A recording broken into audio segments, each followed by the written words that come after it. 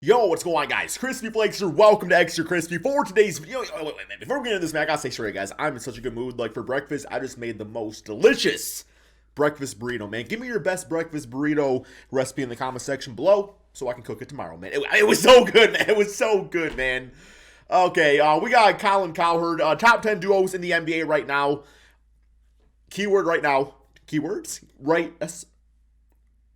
That's two words, right? Yeah, right hyphen now. Right hyphen now, man. Two words. Right now, man. So I would say right now, my number one, easy, James Harden, Joel Embiid. Like, I can't even think who else it would be, man. Let's go ahead and get going on this. Also, if you're new to the channel, man, we're trying to get back to the days we used to, get 300-400 brand new subscribers a day. Please hit that sub button if you are new so I can get back to the glory days, man. Let's get it. Some teams don't have three guys. They don't. There are teams out there that have like two guys. Now Phoenix has three guys: DeAndre Ayton, Booker, Chris Paul. Define a guy. But in fairness, duos historically, your Shaq, Kobe, your Jordan, Pippen. That's how we look at the greatest teams. Cade your Marvin, Steph, your KD. When we talk great teams, Luca there's and the Batman Kawhi and Robin Leonard effect. There's the great duo. So as we head into the playoffs here, we got a month to go. Flakes, chicken regular nuggets. season, but what are the best duos in the NBA? Top 10 duos. So let's start with number 10. Number 10. I would Number go 10. Luca and Spencer Dinwiddie. Now, they're playing really good together right now. In fact, in the 7 games since Spencer's been there, he's shooting like 56%. A lot of people didn't know if this would work because Spencer Dinwiddie likes the ball as well. Yeah, I didn't think it would. Luca's a monster. I think the L. Since February, It's he's working. averaging almost It's 35 a working. game. He is as great as any young player. He's probably the build-around guy in the NBA if you ask most people. Spencer Dinwiddie likes the ball as well, but they played really well together. I'm going to say John They're Morant 6-1 these over the days. last 7 games since John Morant or Dinwiddie Luka. arrived, so I'd have them at number 10. Number 9. I'd say Donovan Mitchell and Gobert. Why do I give them an advantage? Because I got a lot of playoff experience with them, and that matters. They've been in these big series. Gobert is the best rim protector got in the the experience, NBA, but and I think Donovan Mitchell's experience underrated. a lot of L's, I've been man. saying this. He can defend. These guys can make a stop, or Donovan can get you a bucket. Donovan, by the way, is having his best year shooting from the field. I like him. And again, they've been in these big games and these big series before. Don't win all of them, but Luca and Spencer have never been in a big playoff series. I think that is a shortcoming. I guess. I mean, you also got to look. Well, okay, Dinwiddie, you can't really look at his age, but like Luka Doncic is still like relatively very young Create it, fake it. for how great he is. So I go Donovan Rudy at 9. Number 8. Zach LaVine and DeMar DeRozan. Again, like I've got it. no I like playoff it. experience. I They're like the it, man. leading scoring duo in the league. Zach LaVine, by the way, is a great corner 3 shooter. DeMar Corner DeRozan, three. mostly known as a get a bucket mid-range guy.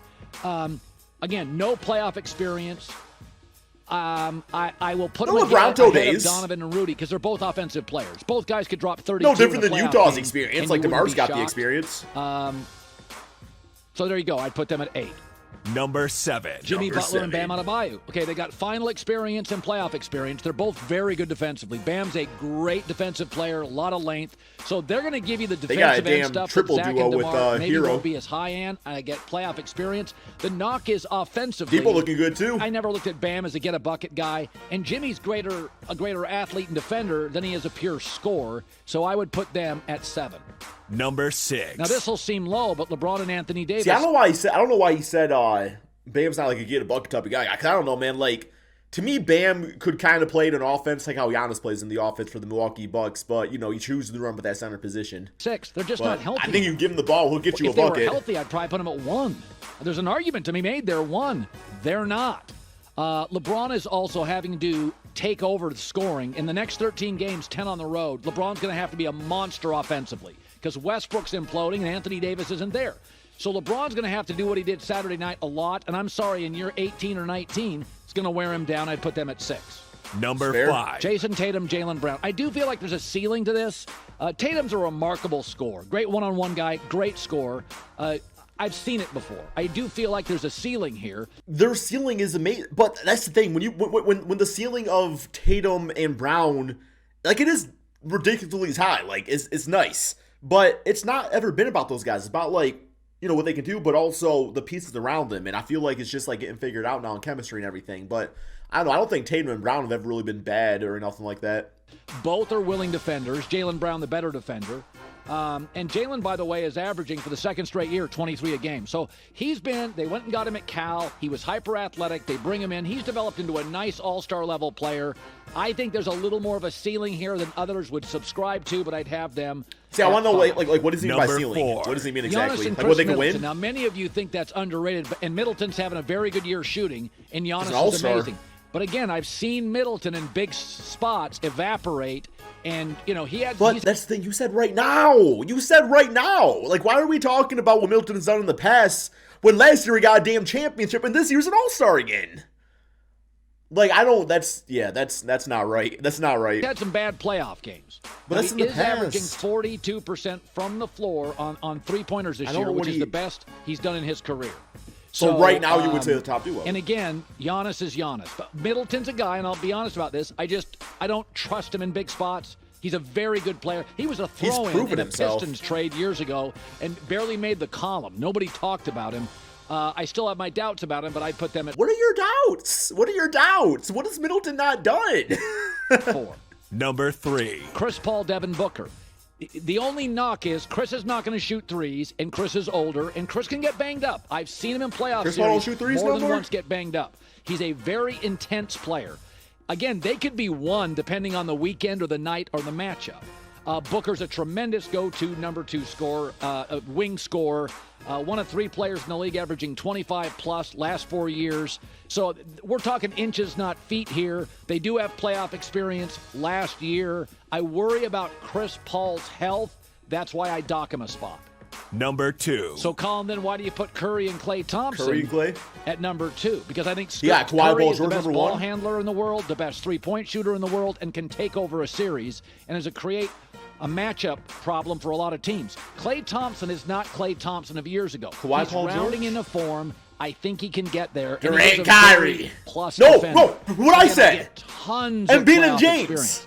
I think the Warriors are laying in the weeds a little. Draymond Green, they're just going to get him healthy. You got Durant and Kyrie? I think Jordan Poole and Wiggins are guys you will be able to, at times, spot trust in the playoffs.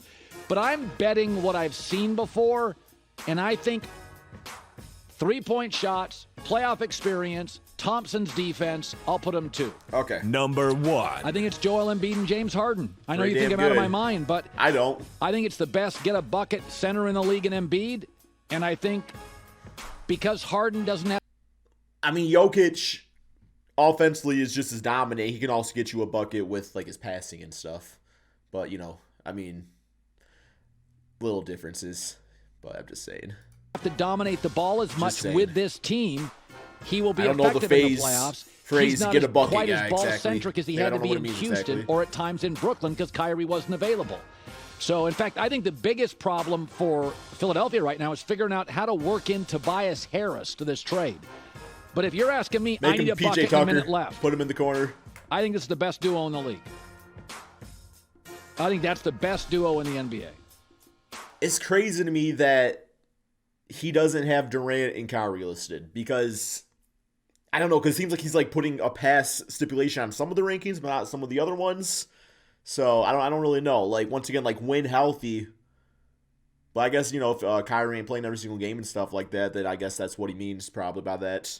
But yeah, that's all we got for this video, guys. Thank you all so much for watching. Peace out, my friends.